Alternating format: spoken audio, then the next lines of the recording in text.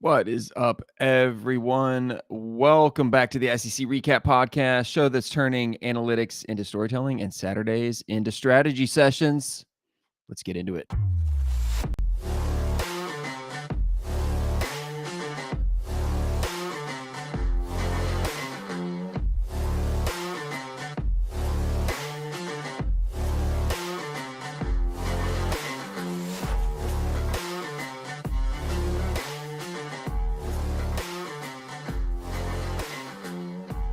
It's great to be in the SEC, and it is week 8 where everything collides. We got rivalries, playoff stakes, trapdoors, statement games. Metrics tell one story, eye test tells another. We're blending both here today. This week, there are so many high stakes games that I had to kind of lump them all into one giant preview. And I'm sitting here on Thursday morning, October 16th, kind of bringing you this a little later in the week than I wanted to. We're going to try to get through all of them here today in the limited time that I have. You've got undefeateds walking into some ambushes, potentially desperate teams trying to keep some bowl hopes alive. Vegas lines that, our PRecap model flat out rejects. So we're going to bring you the charts today. Talk about those key statistical edges. It's a very loaded board. So let's not waste any more time. And let's get right into it. However you're choosing to listen to this, if you're joining me here on YouTube, appreciate it. While you're here, please hit that like button on the video, subscribe, and hit the notification bell. Bringing you a couple episodes a week. The precap episode, the predictions, which you're watching today. And then every weekend we recap all the action around the SEC. First up, I'm going to talk about this one. Third Saturday in October, number 11 Tennessee 5-1 at number 6 Alabama 5-1. This is going to be a night game, 7:30 p.m. local kick. This line opened minus 11.5. No, 9.5, I think. Has been bet down a little bit. Latest I saw was 7.5. My model obviously showing a very different picture here. So we're going to break it down, kind of talk about what it's seeing. So on the Alabama side, the snapshot, Alabama's the home team. My model predicts for the home team. Ty Simpson is playing like a quarterback who really looks comfortable being the guy. Through 6 games, he's got 1,678 yards, 16 touchdowns, 1 interception, completing over 70% of his passes. The dude is surgical. That term gets used all the time. But it's not vintage Bama that we've seen in the ground game. Just 126 rushing yards per game. That's 102 in FBS with a 39% success rate on standard downs. The run game for Bama has become a possession tool, not necessarily an offensive weapon. Defensively, this Bama team is split into 2 halves. They're top 3 in pass defense in terms of EPA and yards allowed, but they're bottom 3rd in rush defense, especially in the SEC. They're one of the bottom 3 teams. 156 yards allowed per game. They really win on red zone defense and turnovers. They're really good on that margin. 96% scoring rate in their own red zone defensively. So this isn't the smother you kind of Bama defense that we've seen. On the Tennessee side, Vols are a lot of flash and firepower. 527 yards per game. That's 4th in the FBS. 48.2 points per game. That's 1st in the FBS in terms of scoring. Now, I don't love scoring per game because you just take all the points you score in a season and you divide that per game. Obviously, some games are going to be way inflated. Other games are going to be way under. So I don't like taking an average point total in terms of offense, but that is a very common metric out there, so we will mention it. Joey Aguilar, 1,680 yards, 14 touchdowns, 5 interceptions. It's worth pointing out that several of his interceptions, I think 3 of those 5, came on tipped balls that bounced off the receiver's hands. So difficult to place those even squarely on him. And if you don't watch Tennessee and you just look at that stat line, you might think that's not very good. Well, you could argue that 80% of those that those INTs were not really his fault. But he gets credited for them. That's what happens at quarterback. So he's distributing the ball fast vertically. Deshaun Bishop, 481 yards, 5 touchdowns. He gives Tennessee, I think, their best shot at running back. Downhill burst really helps open up play action for them, especially those shots to Chris Brazzell, who's got 536 and 7 tutties on the year.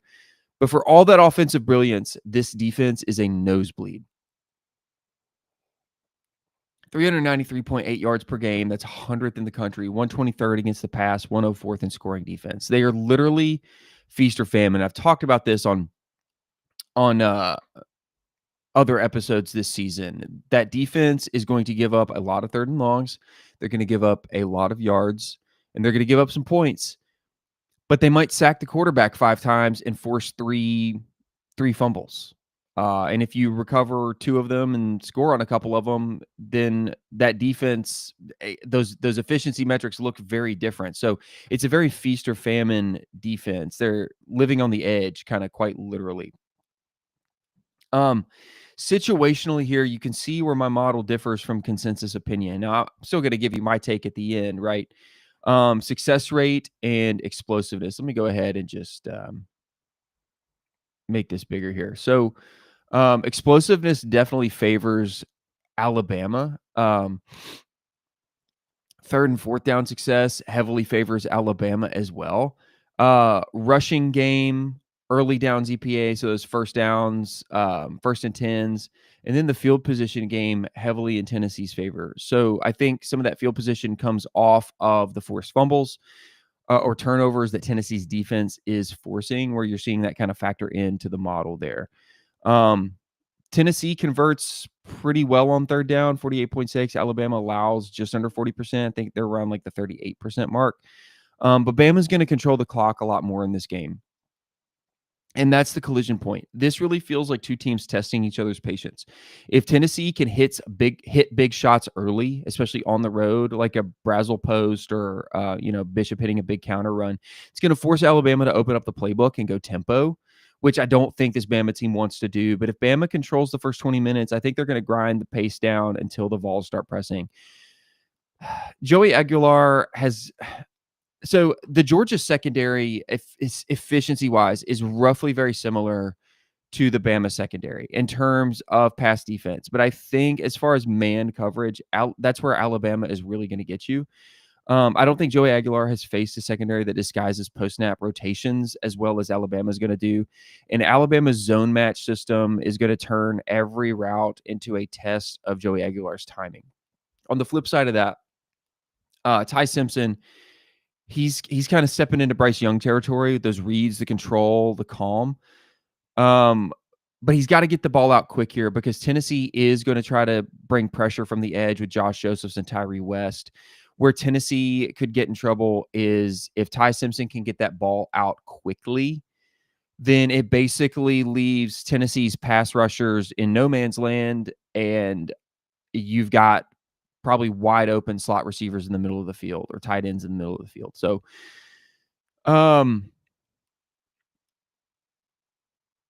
if Tennessee's success rate and their efficiency can kind of hold them through the third quarter, I think this turns from controlled chess match into chaos. I think Tennessee needs this to be kind of a shootout type of game in order to win. If it comes down to ball control and possession, I just don't see this going the Vols' way. So it's funny. I've run this model every week since preseason, and every week, big games for Tennessee. My model showed Tennessee winning at home against Georgia and losing on the road against Bama. Well, Tennessee had a chance to win at home against Georgia, and they missed it. They kind of shot themselves in the foot there. This is the first week that I've run this, and it's actually showed Tennessee winning on the road versus Bama. And I don't know what changed so dramatically when Alabama went and played Mizzou, and Tennessee had Arkansas at home. Both of those were like 3-point games, by the way.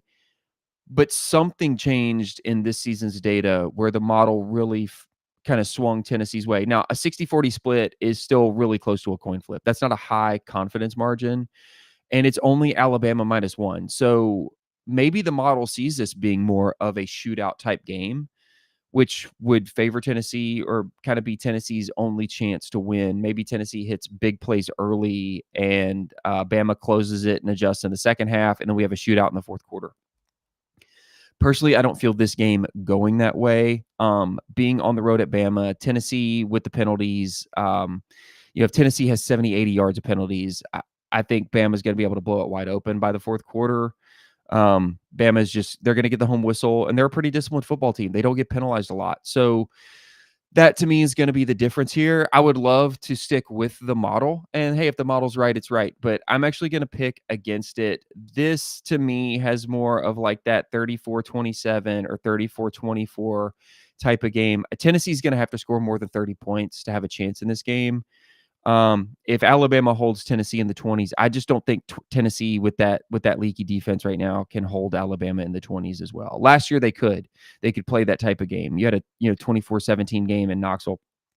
That's not going to happen this year. So I'm not 100% sure I even like Tennessee to cover the 7.5 just due to like a late score.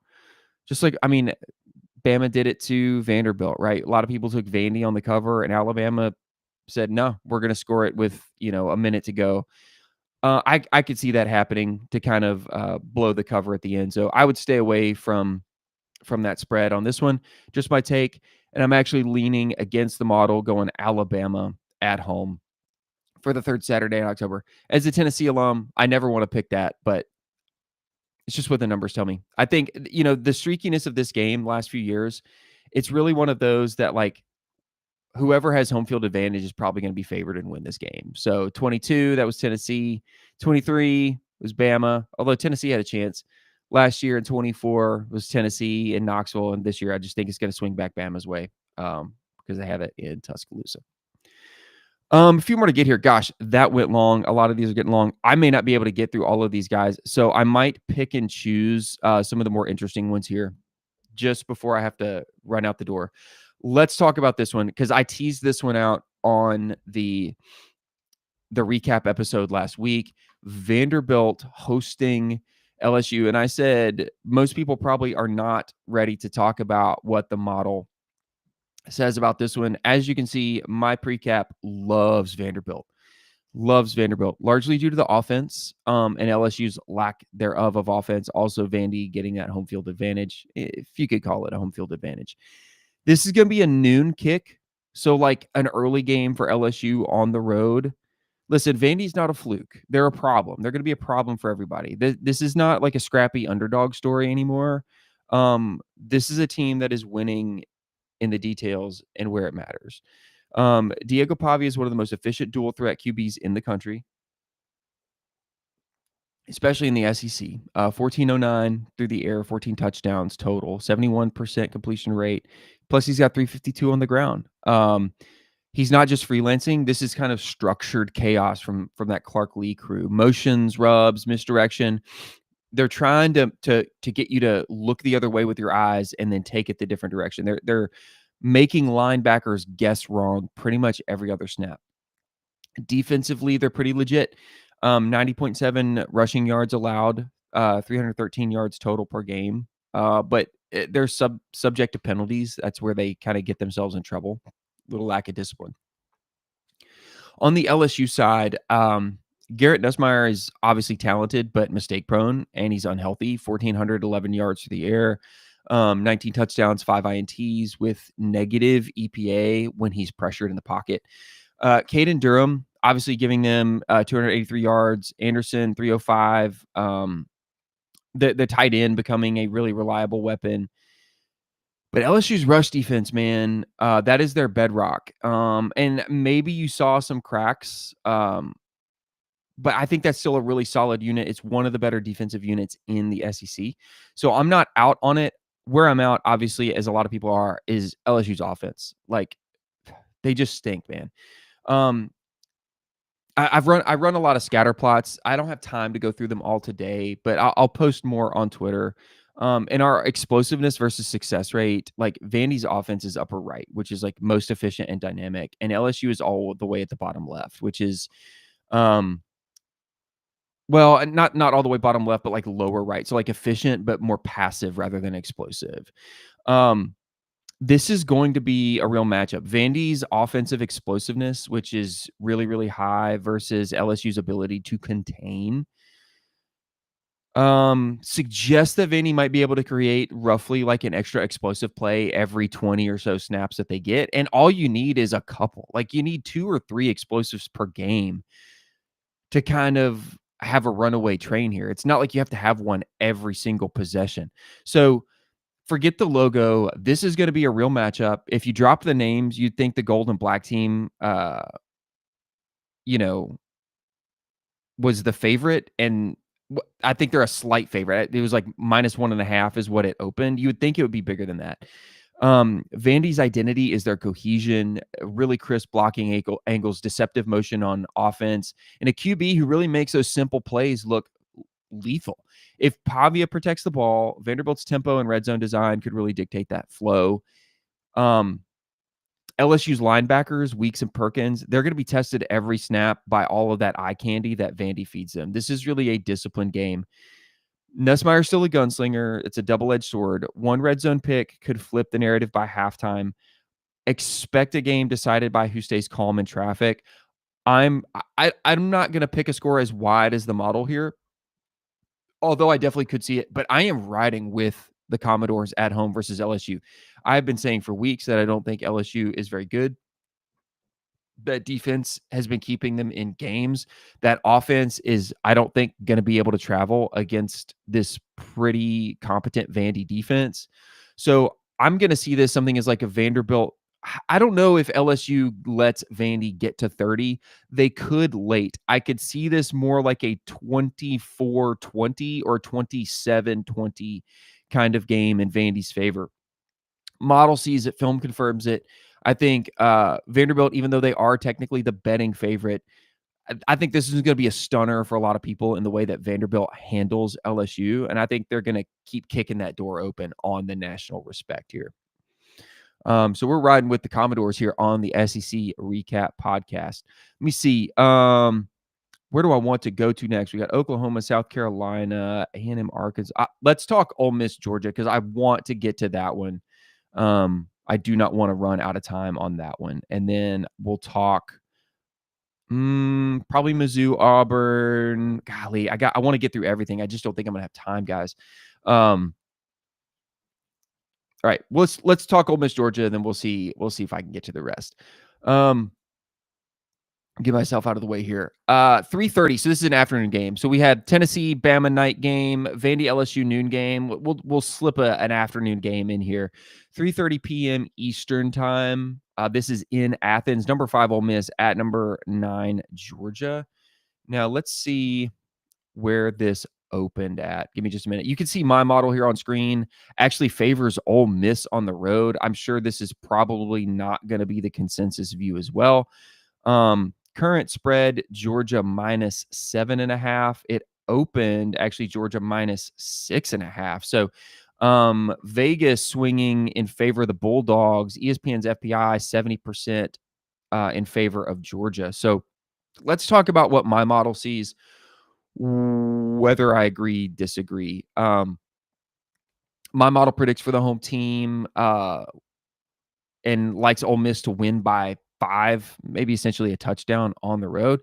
And you can see all of these key edges are basically in favor of Ole Miss. The EPA per rush, EPA per drop back, early downs, explosiveness, field position, third and fourth down success rate. That is crazy. So what is in Georgia's favor? Well, the pressure and havoc rate, as well as defensive EPA. Man, lots to unpack here, right? So where does my model think so differently from like Vegas consensus? Well, this is going to be heavyweight football. This is going to be trench warfare versus tempo. Kind of like if you want to think Georgia's discipline versus Ole Miss's dynamite. The market loves Georgia at home, as it did when Alabama came on the road to play Georgia. My model favored Alabama on the road at Georgia. Is it seeing a little bit of the same formula here for what Alabama brought between the hedges? My model sees Ole Miss as the better all-around team right now. And when you look at the adjusted metrics, it's not crazy. So Georgia is still a defensive machine. 307 yards per game allowed. They stop the run first and force you to drive the long way. Offensively, they've been more methodical than explosive. 414 yards per game, that's 52nd in the country. 32.2 points per game, that's 50th. But Gunnar Stockton is quietly efficient. 1,250 yards, almost 1,260 yards per game. 6 touchdowns, 1 INT, 68% completion. more of a caretaker than a catalyst, I guess you would say. Georgia's passing success rate just 42%, and they average 0.09 EPA per play on standard downs, which is fine. It's not elite, but it's fine. This version of Georgia doesn't win with shock plays. It wins with consistency and drive control and halftime adjustments. Let's look at the Ole Miss snapshot. Kiffin's offense is as creative as ever with Trinidad Chambliss back there at QB. They're averaging 515 yards a game. That's fifth in the FBS. 37.8. That's 20 points per game. That's 20th in the FBS. 51% offensive success rate and a 1.35 explosiveness index. Chambliss has 1,286 yards, 7 touchdowns through the air, 1 INT. Not gaudy, but very efficient in that blended tempo offense. Kawan Lacey been one of the most quietly dominant backs in the SEC. 587 yards, 8 touchdowns, averaging 1.24 EPA per rush in. Of course, this is all non-garbage time. I prefer to look at non-garbage time stats. Defensively, Ole Miss's bend don't break. They allow 337 yards per game. That's not great. It's like middle of the FBS, about 49th in the country, top third. 19.2 points per game, which is decent, and negative 0.05 defense EPA per play. They'll give up yards, but they just don't give up the big ones. Georgia's defense is going to anchor upper left in terms of like success rate and explosiveness. So they're able to limit explosives, force long drives. Ole Miss's offense lives in that upper right, that explosive and efficient. This is going to be a classic good on good matchup, guys.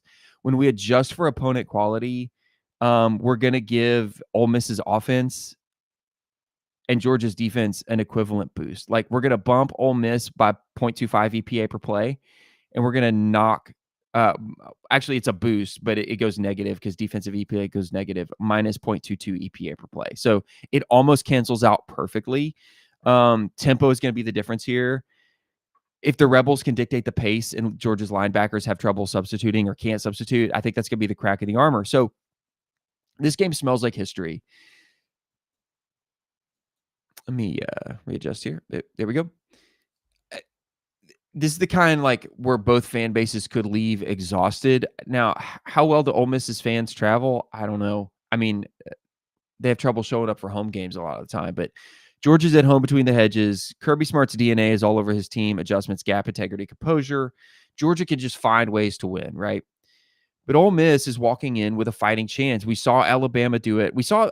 Tennessee played Georgia the same way. The big plays, you just need like 3 a game, some deep balls, some explosives, and you got a chance to go toe-to-toe with the Bulldogs. This isn't the same Georgia defense that we've seen in years past. Alabama walked in, had a lot of success throwing on Georgia.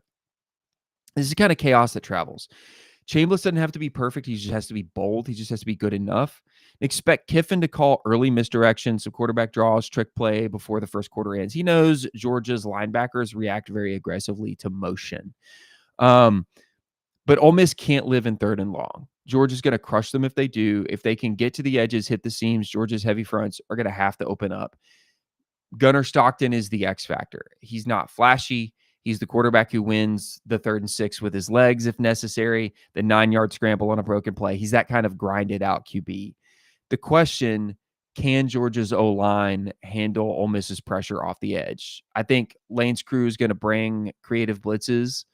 They're going to try to pull guards out of position with RPO looks and stunts. If Ole Miss jumps early, the crowd might tighten. And if Georgia pounds inside zone and play action, Ole Miss could really wear down. I think this is going to be football theater. I think there's a reason Game Day chose to go to Athens for this. And it's that, come back to it, that controlled chaos.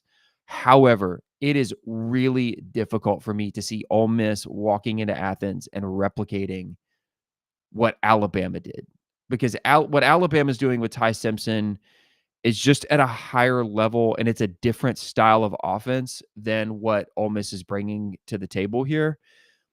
So I'm actually picking against the model. I love the boldness here from the precap. I love it. I mean, I built it, so it's my baby. I'm always going to love it, but I'm not going to ride that way. It'd be cool. Again, if the model's right, it's right, and I'll still brag on it. But I'm actually going to pick against it. I see this more as a Georgia surviving at home. I think Georgia finds a way to win. Georgia survives at home, but maybe Ole Miss covers at 7.5 and earns that kind of like top 5 in the country ranking. Model says Rebels. My gut says Georgia in the last 5 minutes. I'm going to take the Bulldogs 30, Ole Miss 27 in that type of game. Should be a fun one. Should be a fun one. All right, let me see what else would be good here to talk about. Kentucky, Texas. Yeah, let's talk Mizzou Auburn. I'll quickly go Mizzou Auburn, and then I'll quickly talk Florida Mississippi State. Maybe I can just bang through a few here without deep diving, just so we hit everyone. So this is a night game as well. SEC Network. Mizzou currently -1.5. -1.5 on the road in Jordan-Hare for a night game. Where is Auburn following the Georgia game?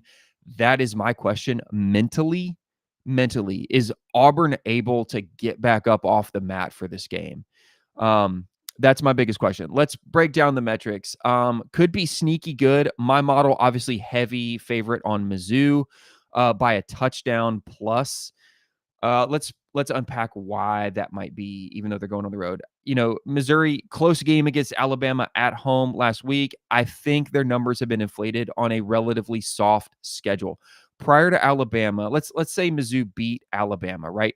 That would definitively be the best win on their schedule. Up to that point, I don't know who you'd say Mizzou's best win is. I mean, would it be Kansas at home? Would it be South Carolina? Which one are you arguing for there? Neither one are ranked. It's kind of a tough call. But this is still a really good roster. It's a really good running game. I mean, Ahmad Hardy is definitively like the best running back in the SEC. Just think they've been doing it against easier competition. You saw Alabama able to shut that down. Now, they're going in to Jordan-Hare for a night game against a really, really good Auburn defense. Okay. Auburn is statistically one of the better defenses, them in Oklahoma in the SEC, especially against the run. So this game to me is going to feel like a referendum on direction. Mizzou looks like they're rising. Auburn still looks like a program searching for an identity. I mean, the offense stinks. It's bad, but that defense good enough to keep them in games. They came out swinging last week against Georgia. They were physical, fearless, emotional, but one bad call and it just all completely fell apart for them. That's the difference between mentally tough and mentally fragile. Mizzou is not flashy, but they're methodical. They win by boring you into mistakes. They have a really good running back, a traditional running game, and they're going to lean on that if they can. Prabula and those receivers are good enough to make plays happen in the secondary. I think that's poison for an Auburn team that relies on a lot of early momentum and adrenaline. There's real tension around Hugh Freeze right now, locker room uncertainty, noise in the media. When that kind of energy lingers, it seeps into your performance. So if Missouri gets a lead and Auburn doesn't have the passing game or composure to come back, if Auburn somehow jumps early, I think Mizzou is just going to calmly adjust and close the door by the fourth quarter. That's just the kind of team Mizzou is. I mean, Mizzou was still in the game in the fourth quarter against Alabama. I don't think Mizzou mentally is going to quit at any point in this game. Is Auburn going to quit at any point in this game when they're down 2 scores? Because I think with that offense, if Auburn is down 14, that's going to feel like 50 with that offense, right? Especially against Auburn's offensive line. Expect Mizzou's front seven to just harass Jackson Arnold. I don't think Auburn can survive in 3rd and 7. My prediction here, and this is going to be crazy, y'all. As good as Auburn's defense is, I see this being like Mizzou probably 24, Auburn 17.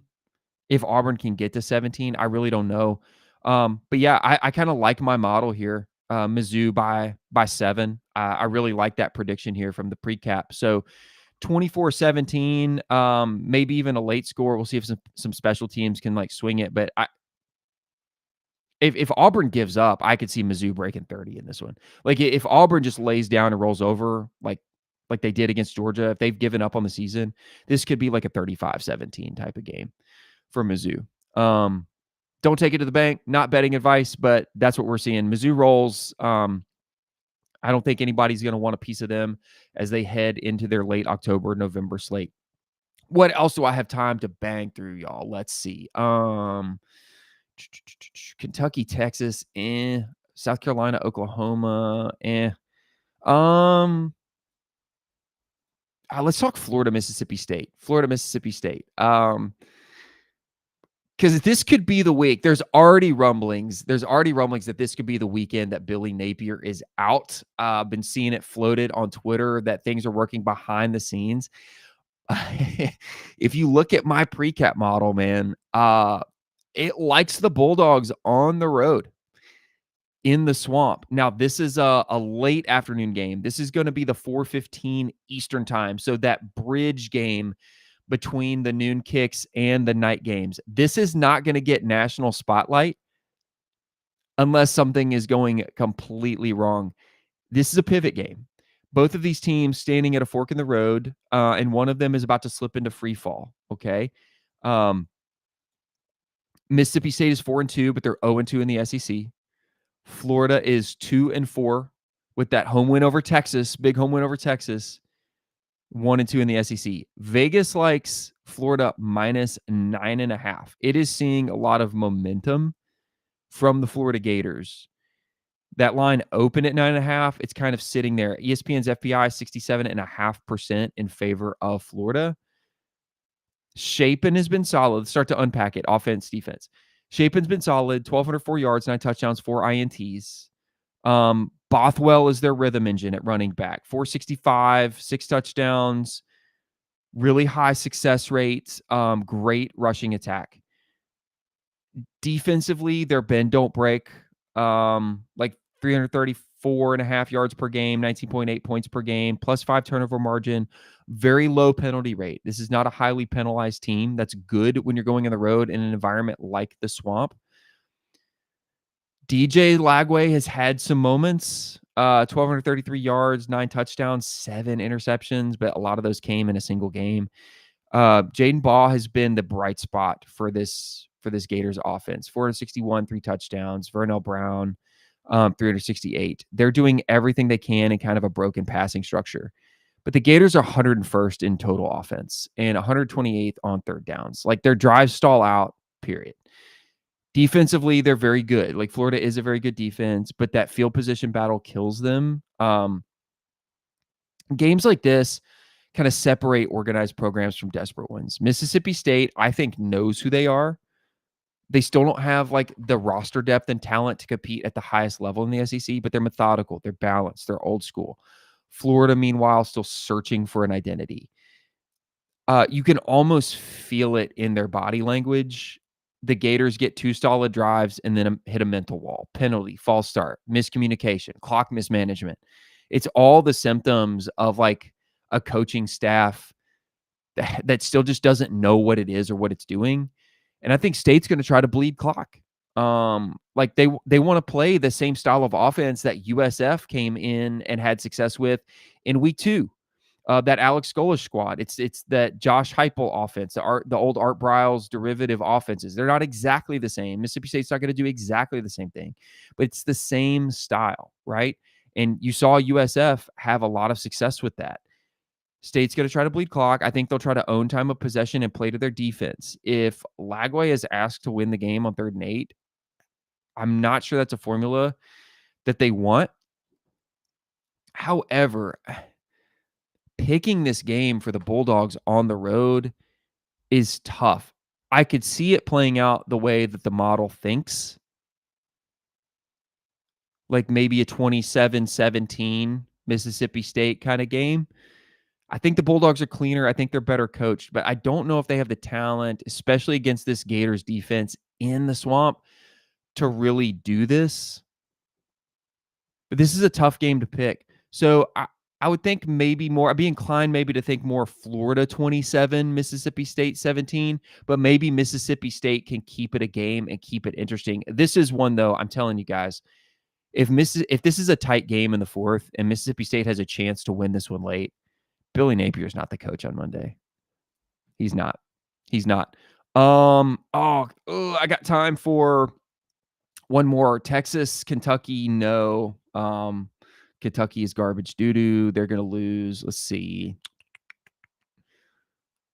Let's talk Texas A&M at Arkansas. That's one that could have a little something in it.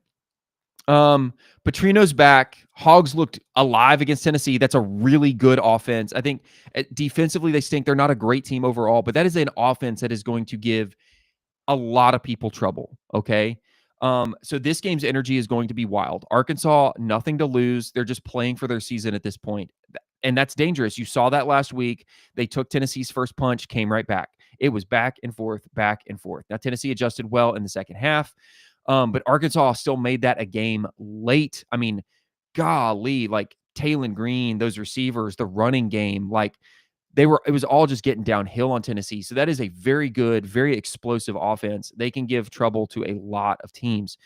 For A&M, this is going to be a test of maturity. If you want to like kill the 8-4 jokes forever, this is going to be how you do it. You beat a wounded team on the road and you don't blink. Play calling is going to matter. If I'm Arkansas or if I'm A&M, I'm pounding the rock until Arkansas proves it can fit that or set an edge. If their linebackers over pursue, then play action opens up to Craver for just daggers to the end zone. We know Arkansas's defense is bad. It's really bad. A&M is incredibly efficient on both offense and defense. So a shootout style, I mean, Arkansas is going to play into that. That defense isn't going to stop anything A&M does. So what does A&M's defense do against Arkansas's offense? The schedule is the context here for A&M. This is more of a cushion game for them. They should go on the road and they should handle business. Win it, then you got LSU and Missouri, I think. Let me see here. Running down to the wire. Texas A&M, yeah, Arkansas, LSU, Missouri. Both of those games on the road. So these next 3 games on the road, dude, split LSU, Missouri. Let's say split LSU, Missouri. I think they'll be favored in both those games, but split LSU, Missouri. You're still coasting in cruise control toward the playoff picture. Lose this game, slip up and lose, let Arkansas's defense or offense hang some on you, and you're going to be back in the meme category. So my prediction here, I do think Arkansas is probably going to be able to score some points. Defensively, I think they're just going to be hanging on for dear life again, and A&M's are going to have no trouble scoring. But I think Reed stays pretty clean. Aggies handle business. That playoff lane stays clear. Give me like Texas A&M 38, Arkansas 24. I don't know what the over-under is in this game. Let's check it out. 60.5. A&M 7.5 point spread. So yeah, 38-24, something like that. Just kind of a shootout back and forth game. Guys, I'm running out of time and I got to get out of here. What have I not hit? South Carolina, Oklahoma. Oh God. Whatever Oklahoma's offense looked like. I don't know. Mateer was bad last week against Texas. If you watch South Carolina lately, same script. Sellers drops, pressure collapses. He breaks 3 tackles to gain 4 yards. You cannot live that way, especially against Oklahoma's defense. Venable's defense is built to capitalize on bad protection. What does Mateer look like? Do they go back to Hawkins? I mean, on the road. Now this is a noon game, so it's not going to be the nighttime Willie B atmosphere. But OU can't keep winning turnover battles by luck. South Carolina's at home, but the trenches are not. Like South Carolina to me kind of feels like a team out of oxygen. So depending on what Mateer looks like, that's going to be the spread in this game. I think South Carolina is probably going to struggle to put up 2 touchdowns on this Oklahoma defense. I could see this being as like holding them as low as 10, maybe 14. Like Oklahoma 24-27, South Carolina like 10 or 14. This is going to be heavy in favor of Oklahoma. All right, what else have I not done? Oh, yeah. Kentucky, Texas. We'll briefly touch on the last one here. Obviously, Texas, huge favorite, though it's on the road. Kentucky stinks. Texas, I think, is like a 9.5 point favorite. Let's check it out. See what Vegas thinks. Oh, 12.5. Oh, perfect. My model right in line with Vegas. So let's roll with the model on this one. Almost a 90% win probability here. Damn. I mean, and that could be much wider. When the model, when my precap predicts almost 90% and you see a double digit margin, that could be 3 scores easily. For Texas, it's going to be a road game that just kind of proves grown man football. They did it against Oklahoma last week in the Red River rivalry. They don't need highlight reels. They just need to control this game start to finish. Arch Manning don't get rattled. You don't need to light up the box score, but just command the line. If Kentucky wants to have any prayer in this game, and they don't, but if they want to, they've got to make this ugly. They've got to muddy it up, shoe clock, drag Texas into a 17-14 type of brawl. But I don't think they're going to be able to do that. They're just not good enough. If Arch gets rhythm, quick outs, RPOs, short crossers, Cats are not going to have the pass rushers to change his eyes. Expect Texas's defense to squeeze the life out of Kentucky's drives. They're going to force Cutter Boley to play hero ball, and he is just not ready to do that. So, man, I like Texas like 31-13. Like I said, this could be a huge point margin, 31-13. It's going to be tough for Kentucky to score. Texas covers comfortably here, passing another maturity checkpoint on their way on the bounce back. So Texas isn't out of it yet, but I think they get another easy SEC win here. Y'all, I think we hit on all the games. Didn't go as in-depth as I would have liked to, but I have got to get out of here this morning. Appreciate you all being here with us on YouTube. Don't forget to check out the Bonfire store, bonfire.com/store/SEC recap. Check out all the awesome merch, t-shirt, long sleeve, hoodie, fits great, feels great, really nice material. I've purchased a lot for myself. And my wife, some friends have been purchasing it as well. They've been sending me pictures. They all love it. The Saturdays collection looks phenomenal. So check out the QR code there. Link is in the description as well. Don't forget to like, subscribe to the channel. That is going to do it for us here on the SEC recap.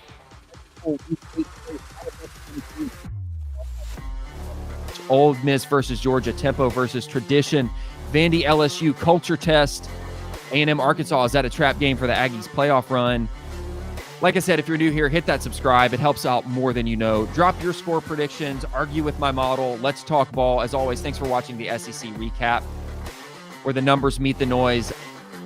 I will see you all early next week for the recap episode and the updated power rankings. Y'all have a good one. Peace.